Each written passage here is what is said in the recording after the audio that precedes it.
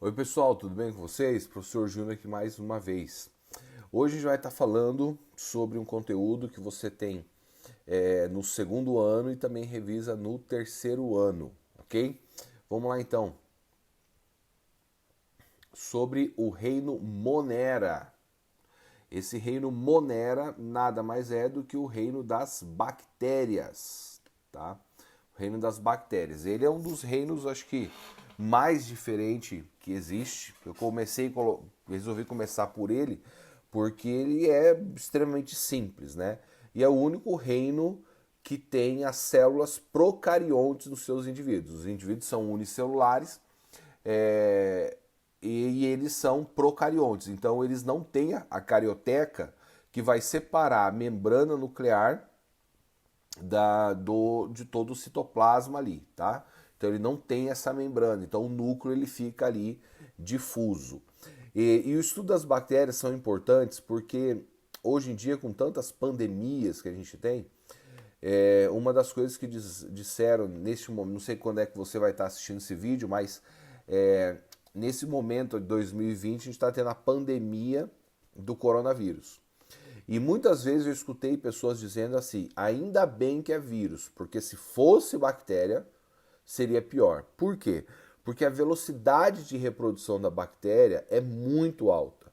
Então, para ocasionar uma doença muito mais rápida e provavelmente até mesmo mais perigosa, seria uma infecção bacteriana, tá? Então vamos lá. As bactérias, elas são divididas em três grandes grupos, que você está vendo aqui, tá? Dentro de um, na verdade são dois grandes grupos e dentro de um desses grupos tem esses três aqui.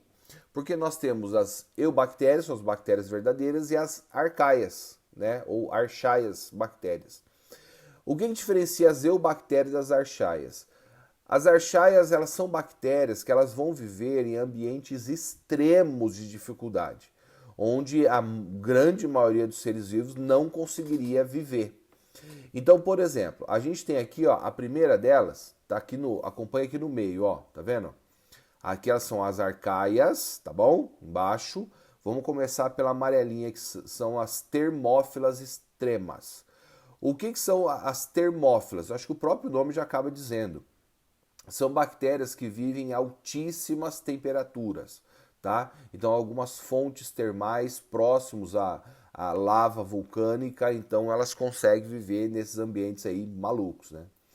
A próxima arcaia seriam as bactérias halófitas.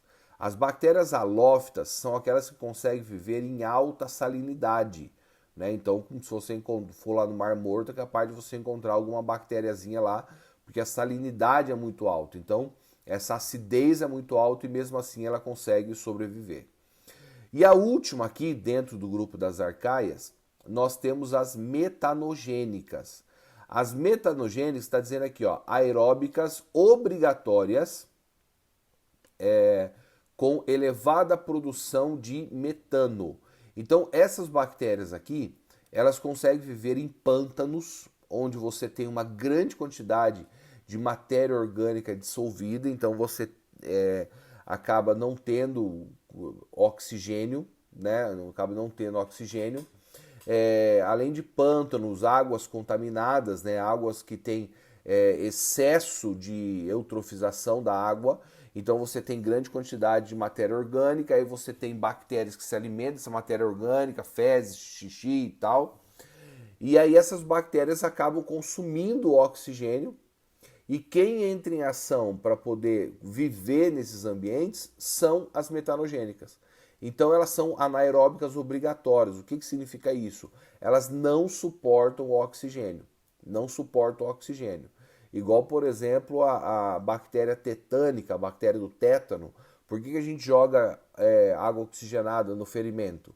Porque a água oxigenada vai liberar grande quantidade de oxigênio pela quebra que a catalase faz, e aí mata essa bactéria que não suporta oxigênio. Então, entra nesse grupo das metanogênicas. Então, termófilas, temperatura. Halófitas, salinidade. Metanogênicas, anaeróbicas obrigatórias.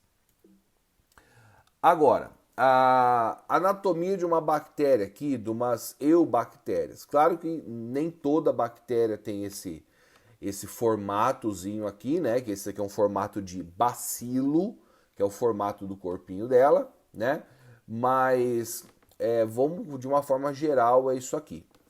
Bom, vamos começar de dentro para fora, tá bom? Vamos começar de dentro para fora. Eu vou usar aqui a caneta para ir marcando, para a gente não deixar nenhuma para fora. Bom, o primeiro aqui nós temos o DNA, tá? O DNA. Ah, professor, mas você não disse que ela não tem material genético? Não foi isso que eu disse. Eu disse que ela não possui a membrana que envolve o material genético para separar do citoplasma. Eu disse que o citoplasma é difuso, o núcleo é difuso. Então tem material genético. É um ser vivo, ela tem que ter material genético, tá? Só que o interessante é que ela tem esse DNA circular aqui que você está vendo e tem um outro DNA chamado de plasmídio. Esse plasmídio, ele é diferente assim na sua funcionalidade, porque o plasmídio é ele que dá a resistência à bactéria a antibiótico. Então é o DNA que acaba se modificando para fazer com que a bactéria seja resistente a antibiótico. Já vamos deixar claro uma coisa aqui, tá? Antibiótico é para matar doenças bacterianas. Ah, mas eu fui no hospital e eu estava com gripe. A gripe é viral. Resfriado é viral. Então você deveria tomar vacina, uma outra coisa.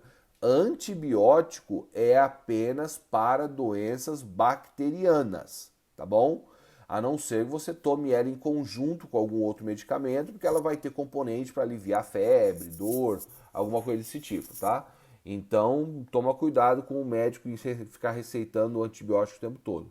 Porque se a gente tomar excesso de antibiótico, vai fazer com que quando a gente realmente precise do antibiótico, o nosso corpo está resistente, então não vai fazer tanto resultado. Então toma antibiótico somente quando precisar, quando o médico receitar. Não vai em farmácias que vendam antibióticos sem receita. Somente quando o médico receitar e o período que o médico pediu para você tomar, tá bom? Outra estrutura que nós temos aqui é o mesossomo. O mesossomo, gente, ele funciona como uma usina de energia. Assim como a grande maioria das células tem a mitocôndria para a produção de energia, o mesossomo é ele que faz a produção de energia da célula, contendo ali enzimas para energia. Outra estrutura que nós temos aqui ó, é o flagelo. Flagelo fácil você identificar. Flagelo serve para quê? Isso mesmo, locomoção da bactéria. E lembrando que nem todas têm esse flagelo. Outra estrutura aqui seria as fímbrias. Tá? As fímbrias, que são esses pelinhos que você está vendo em volta aí. Para você que está anotando aí na sua apostila, do lado dessa imagem que você tem na sua apostila, você vai colocar lá assim. Fímbria tem 3 funções. Quais são essas 3 funções?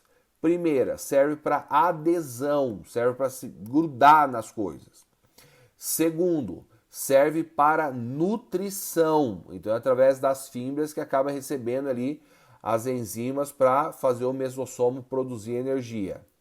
E terceiro, ele serve também para a reprodução, tá? Serve para reprodução.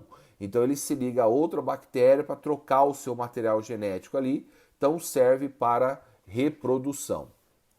Bom, aqui nós temos o citoplasma, todo mundo já sabe o que é, membrana plasmática. Tem a parede celular também, tá bom? A parede celular e também tem a cápsula. Então nem todas as bactérias são assim, mas a grande maioria tem uma cápsula mais externa, aí tem a parede celular mais interna e mais internamente, grudada ali no citoplasma, tem o quê? Tem a membrana plasmática, tá bom? Então isso é importante caso você vê uma imagem dessa, cheia de número, numa prova para você poder identificar. O nucleóide, né, que seria ali uma estrutura dentro do material genético, tá bom? Para produção de ribossomos. E aqui a gente tem os ribossomos, tá? Que são aqueles responsáveis pela produção de proteína. Então ela precisa produzir uma proteína, então tá ali os ribossomos que ela produz, tá? E aqui nós temos a nutrição bacteriana. Então você tem bactérias heterotróficas, tá aqui embaixo, que são respiradoras, então utilizam o oxigênio. Se ela utiliza o oxigênio, ela pode ser anaeróbica, as respiradoras, né? Elas podem ser anaeróbicas, que não usam oxigênio. As respiradoras podem ser aeróbicas, que usam oxigênio. E as que não usam oxigênio, ela pode ser facultativa, então ela é mais adaptável ao ambiente, porque ela pode escolher usar ou não o oxigênio. E existem as bactérias, como a bactéria do tétano, que elas são obrigatórias, elas não suportam o oxigênio. Então, por isso que o tétano acontece quando está dentro do músculo, cravado lá na tua pele, porque é uma região que tem menos oxigênio. Externamente, assim, um ralado, é pouco provável que aconteça o tétano, já que tem oxigênio aqui. E também as heterotróficas, elas podem ser fermentadoras, tá? Realizar fermentação para obtenção de energia. Agora, por incrível que pareça, existem as bactérias que são autotróficas, ou seja, elas realizam a fotossíntese. Elas produzem seu próprio material alimentar, produzem seu próprio carboidrato. Então, sim, elas são fotossintetizantes também. Ou elas podem ser quimiosintetizantes. Então, daí elas vão utilizar outros elementos, né? Que não são os mesmos da fotossíntese, são outros elementos que eles vão utilizar para poder fazer a obtenção da sua energia, tá bom? Pessoal, por hoje é só, essa é a primeira parte que nós temos do Reino Monera, e aí continuamos na próxima aula, beleza? Grande abraço para vocês, fiquem com Deus, tchau, tchau.